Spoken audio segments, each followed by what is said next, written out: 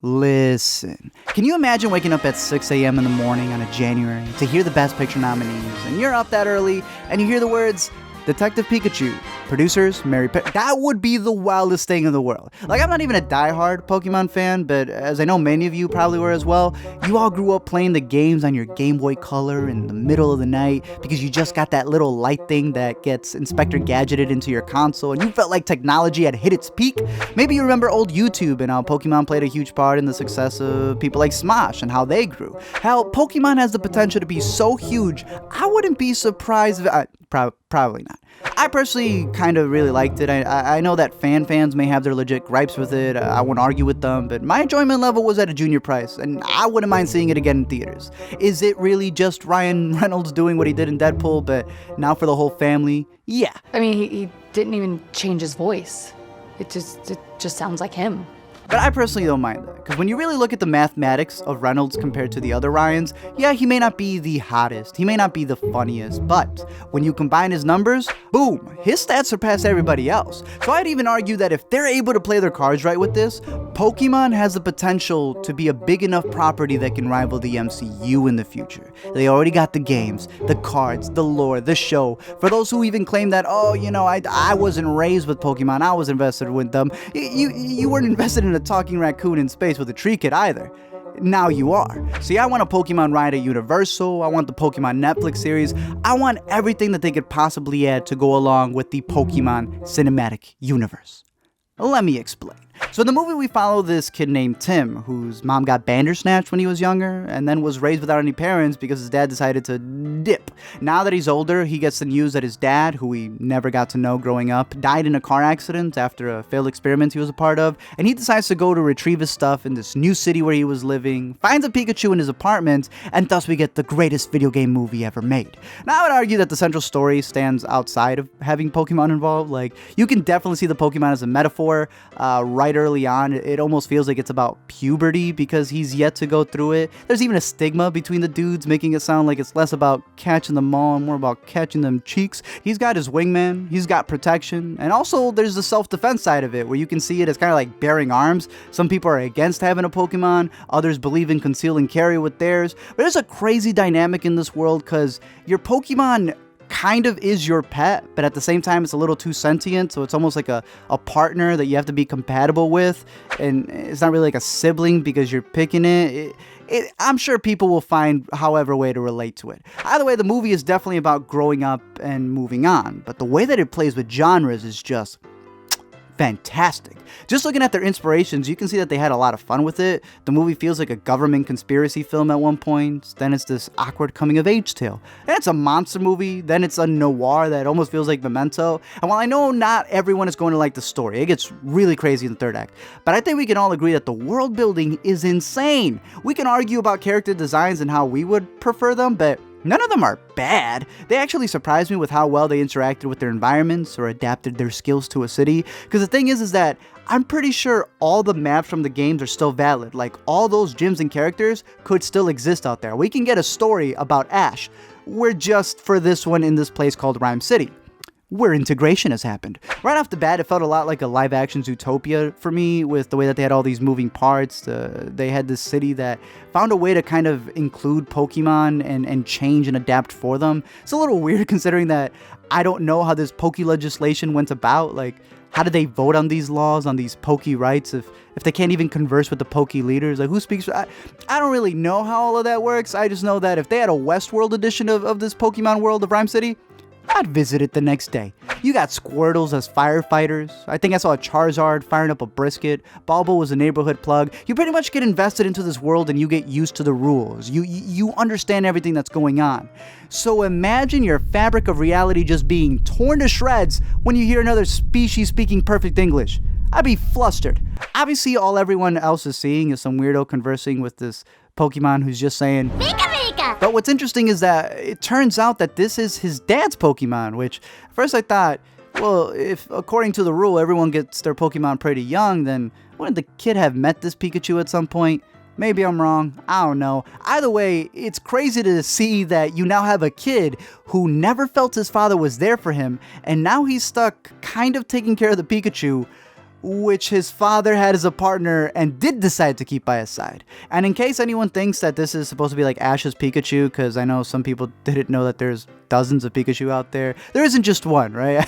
I was hearing some people like who were really confused thinking there really was only one, and they thought freaking Pikachu was committing adultery or something. What's crazy about this particular one, though, is that its mind has been completely erased. It knows that it has a Pokemon trainer, owner, whatever they call him, but Tim realizes that his pops never left him. It turns out that his dad was just working really hard in order to find a way to reunite with his son before an accident happened.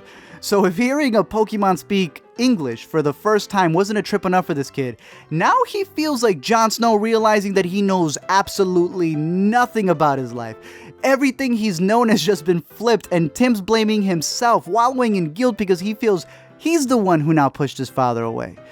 I don't know what it is with all these family-friendly films having the most crazy parental issues, but poor Tim here just wanted justice. That's when we get this Fight Club scene where we see that battling in the city with, you know, all the regulations. It comes off more like Michael Vick than UFC, if you catch my drift. It is a cliche scene, but again, I love how it showed you a whole other side to the city that's completely different at night. There's literally a dude with a Charizard body tattoo in his neck leading up to his head. Of course, Gengars would be the ones who are feeling that nightlife, but Pikachu ends up even having this erectile dysfunction from Infinity War because he can't use his powers for some reason. I can't do it when people are watching. Along the way of solving this murder, they also befriend Nancy Drew over here, who pulls up with a Psyduck. And I'm gonna just say, if you pull up with a compatibility with your Pokemon, I think, says a lot about a person. Because if you're a girl who's hanging out with a Psyduck, the Pokemon who's always walking around with a headache, we all know that person, right? We all know that girl. One of our boys is dating her. And if you're a lady watching this video going, I've never met that person,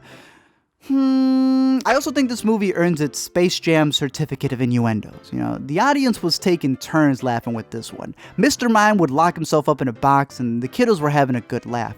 But then Tim would say something like he's good at being at home alone at night, and then the other half of the audience that was way older chuckled. Reason I feel this has potential to expand with spin-offs is because of how they play with tropes. Like, each Pokemon has a specific stereotype, which I'm sure in their world would be a cliche. Like, if this movie played in Rhyme City, they probably would give it like a negative on Rotten Tomatoes. But here, what would be a standard interrogation scene for us, where, you know, it follows the same beats of waterboarding your suspect, gassing them up, as we like to see in children's movies, they also do that here.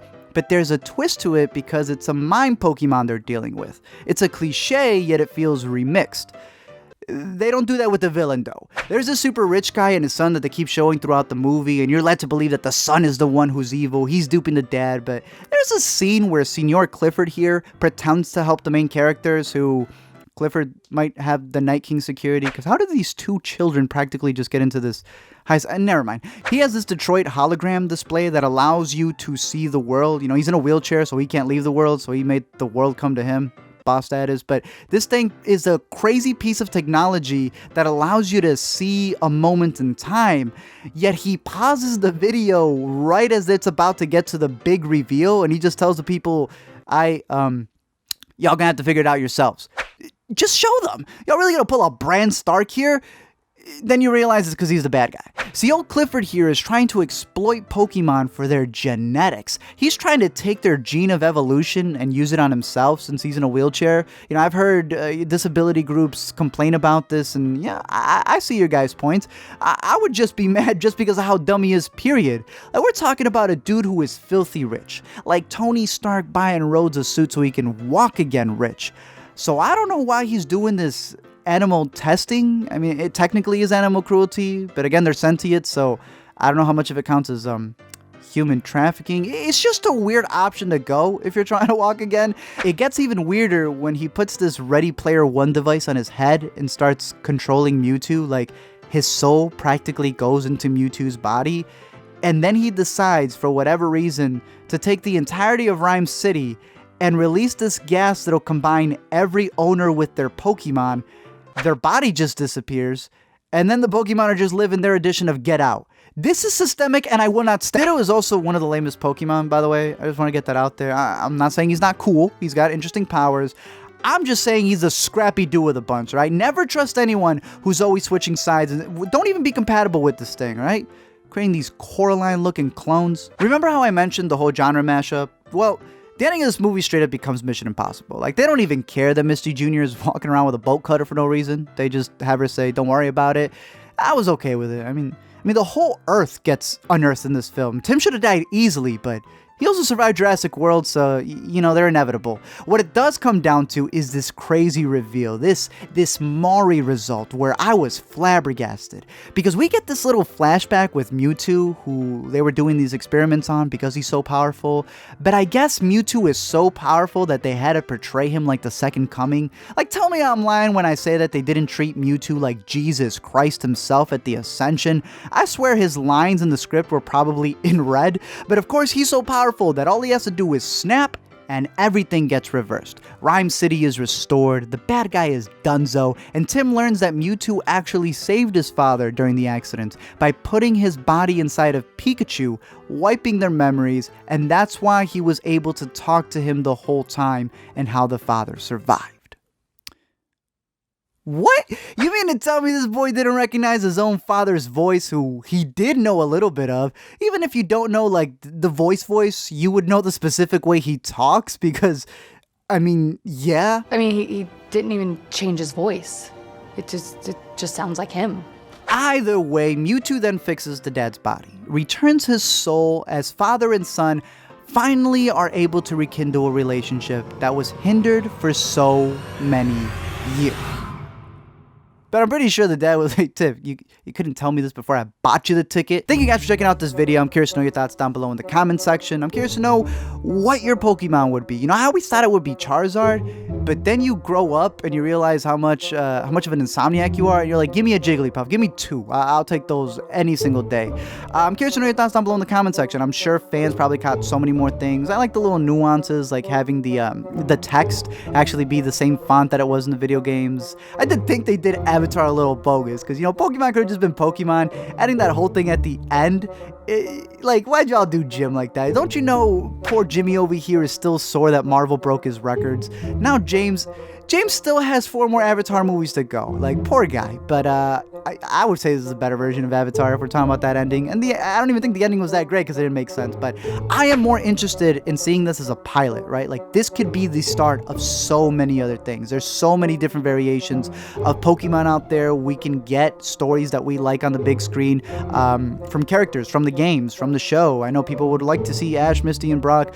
I personally just want to see the Butterfree story done right on the big screen. That's what I want to see. Take your Lion King, your Aladdin, give me that story. I'll be there day 1, 2, 3, and week 5.